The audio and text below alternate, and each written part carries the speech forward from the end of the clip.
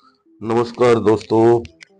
आज मैं अपने वीडियो के द्वारा आपको मान सिंह तोमर और निम्मी की प्रेम कहानी के बारे में बताना चाहता हूँ।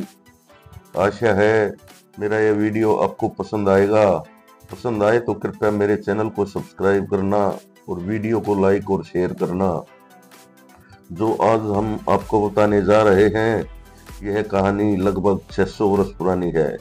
यह बात 14वीं शताब्दी की है, जब अपनी प्रजा के बारे में जानकारी लेने के लिए राजा प्रजा के बीच जाया करते थे और उनके सुख दुख के बारे में जानते थे। इसी तरह राजा मानसिंह भी प्रजा के बीच घूमने के लिए अपने काफिले के साथ जा रहे थे, तो रास्ते में दो भैंसें आपस में लड़ रही थी, जिसकी वजह से रास्ता रुक गया था। राजा खुद उस लड़ाई को देखने के लिए पहुंचे। तभी वहां पर एक युवती उन भैंसों के पास आई और उन्हें शांत करने की कोशिश करने लगी। यह देखकर सबको बड़ा आश्चर्य हुआ, और सबसे बड़ा आश्चर्य तो तब हुआ जब उस युवती ने भैंसों पर नियंत्रण करके उन्हें वहां से भगा दिया। राजा मानसिंह उस युवती का साहस और सौंदर्य देखकर उस पर मोहित हो गए। महाराज मानसिंह तोमर युवती के मोह में इतने वशीभूत हो गए कि उन्होंने युवती के परिजनों के पास शादी का प्रस्ताव भेज दिया। राजा मानसिंह ने जिस युवती के घर शादी का प्रस्ताव भेजा था, वह गुर्जर समाज की थी। उसका नाम निम्मी बताया जाता है।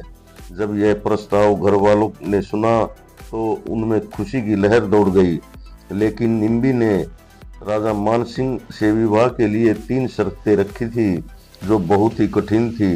लेकिन राजा मानसिंह तोमर मृगनयनी के प्यार में इतने दीवाने थे कि उन्होंने तीनों की तीनों शर्तें पूरी की और मृगनयनी के साथ विवाह कर लिया। महाराजा मानसिंह तोमर वंश के एक शक्तिशाली शासक थे। उनका जन्म तोमर राजपूत शासक राजा कल्याणमल के घर में हुआ था। राजा मानसिंह तोमर ने 30 वर्षों से अधिक शासन किया था। अपने शासन के दौरान वे दिल्ली के सुल्तानों के साथ भी घूमते फिरते रहे और कभी कभी उनके साथ सहयोग भी करते थे।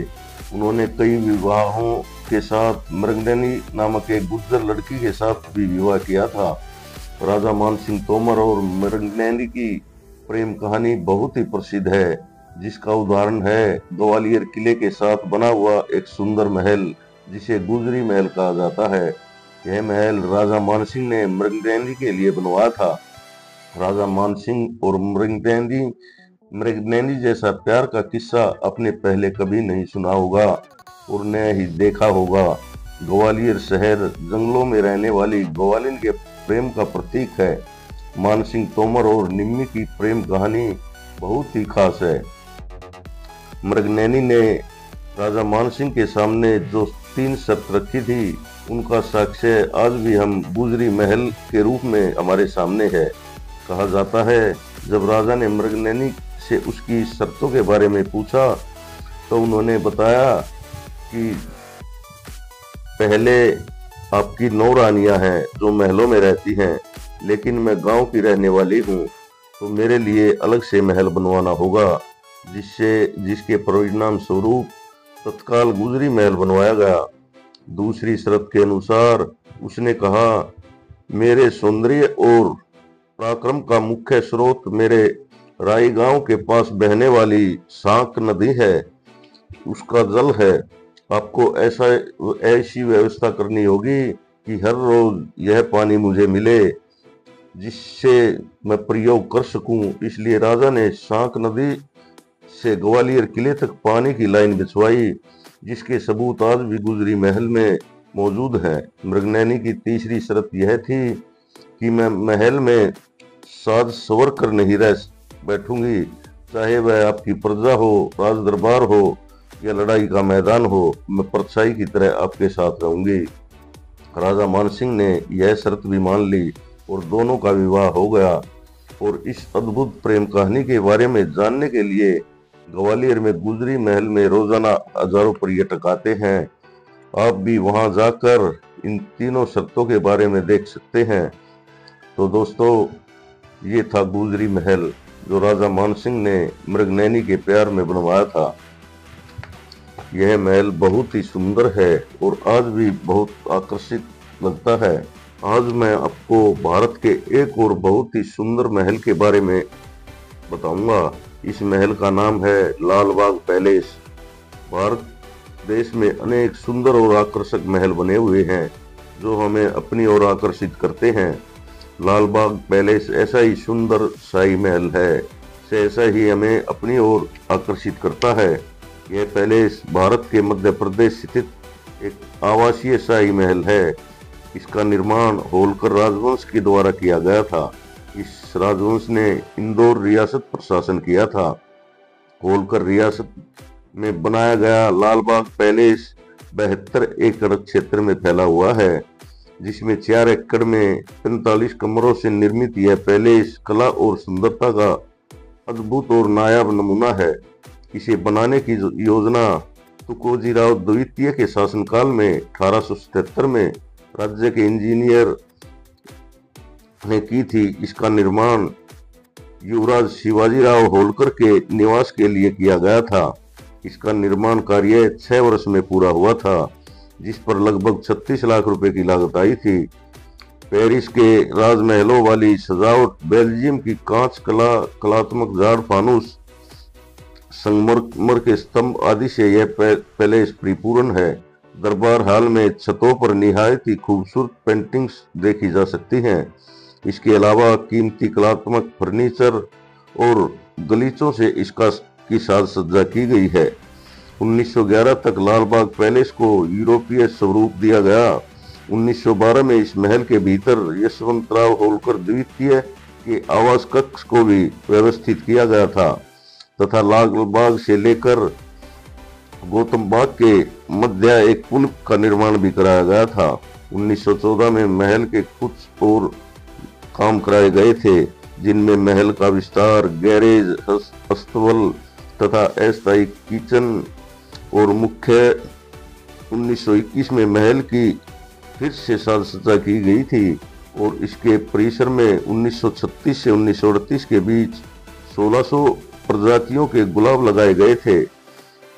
ये गुलाब लंदन से मंगाए गए थे। इनकी एक खूबी यह भी थी कि इनका मुख्य प्रवेश द्वार इंग्लैंड से बकिंगम पैलेस की तरह बनवाया गया था। बीड से बनाए गए इस मुख्य द्वार को जहाज के रास्ते मुंबई लाया गया था और वहां से सड़क मार्ग से इंदौर लाया गया। गेट पर होलकर राज का चिन्ह भी बनाया गया था। इस पर अष्ट धातु के 2 शेर भी बनाए गए। लाल बाग पैलेस को भारत और इटली की कई मूर्तियों से भी सजाया गया था। इस महल के द्वारा होलकर शासकों की जीवन शैली की झलक स्पष्ट रूप से दिखाई देती है। पैलेस का इस्तेमाल होलकर शाही परिवार द्वारा मेजबानी में किया जाता था। 1938 में लाल बाग लोक संस्कृति निर्माण विभाग के से हाउस होल्ड विभाग को दे दिया गया था। 1978 में तुकोजीराव होलकर की मृत्यु के बाद उनकी तीसरी पत्नी शर्मिष्ठा देवी बाहर चली गई और बाद में महल को संग्रहालय में बदल दिया गया। महल में एक सिक्का संग्रहालय भी है। इसकी पहली मंजिल का अधिकांश हिस्सा आग से नष्ट हो गया था। 1980 में महल जर्जर हो गया और 1987 में राज्य सरकार द्वारा 65 लाख रुपए संपत्ति का अधिग्रहण इसे किया गया। 14 नवंबर 1988 को मध्य प्रदेश के मुख्यमंत्री अर्जुन सिंह द्वारा नेहरू केंद्र के रूप में यह जनता को सौंपा गया।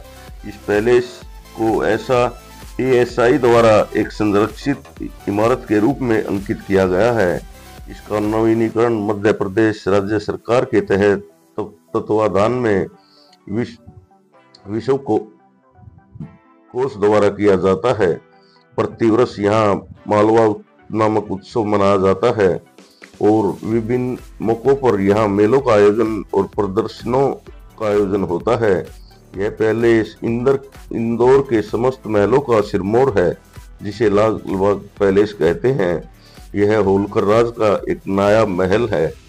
यह महल बहुत ही शानदार है। इसे देखने के लिए हजारों पर्यटक हर रोज जाते हैं। आपको भी यह महल देखना चाहिए। तो दोस्तों, आज मैंने आपको भारत के 2 बहुत ही सुंदर महलों के बारे में बताया। आपको मेरा ये वीडियो कैसा लगा? अच्छा लगा हो तो कृपया मेरे चैनल को सब्सक्राइब करें, वीडियो को लाइक और शेयर करें। धन्यवाद। जय हिंद, जय भारत।